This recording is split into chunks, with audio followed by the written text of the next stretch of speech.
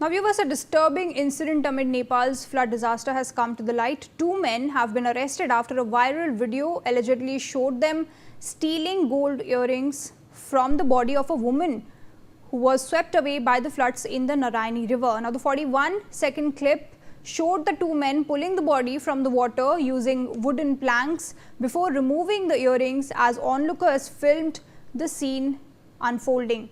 In fact, Nepal police have now identified the accused as Madan Gurung, 25 years old, and Umesh Chaudhary, 38 years old, both taken into custody near Pokhara bus park in Bharatpur. Now, authorities say that they have stepped up monitoring along the Narayani river and Trishuli riverbanks to prevent further such incidents taking place as recovery operations continue. In fact, let's take a look at this disturbing video that has come to the light. So viewers, this is the video that we're talking about. Pragati Tripathi, my colleague, is joining us to get us more details on this. Pragati, you can clearly see how these people have first pulled the body to the shore and then removing the earrings, the gold earrings from the deceased. Now, it clearly shows at the time when there should be a human solidarity, we are seeing these visuals coming to the light, which only goes on to show that some people are totally unempathetic towards the tragedies that have taken place in these flash floods. Yes, Hina. This is a very disturbing video, but what makes it particularly shocking is that this is not a case of, opportunistic theft from an abundant property. This allegedly involves the body of a woman who had just lost her life in a natural disaster. This 41-second video, which has gone viral in Nepal and is getting viral all across the globe, it allegedly shows two men pulling the body of a woman out of the Narayani river using the wooden planks. But what happens next is deeply disturbing. The men are allegedly, seen removing gold earrings from the woman's body while the recovery is being recorded by the people at the scene.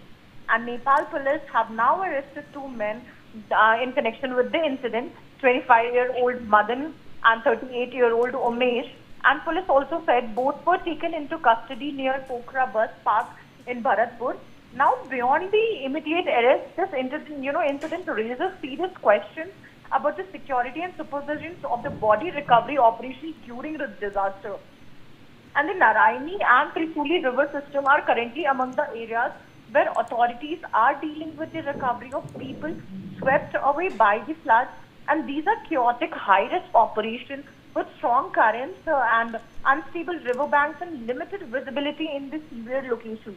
And that environment unfortunately creates opportunities for criminal activities also. And the fact that this alleged theft was carried out in front of the onlookers points to another concern.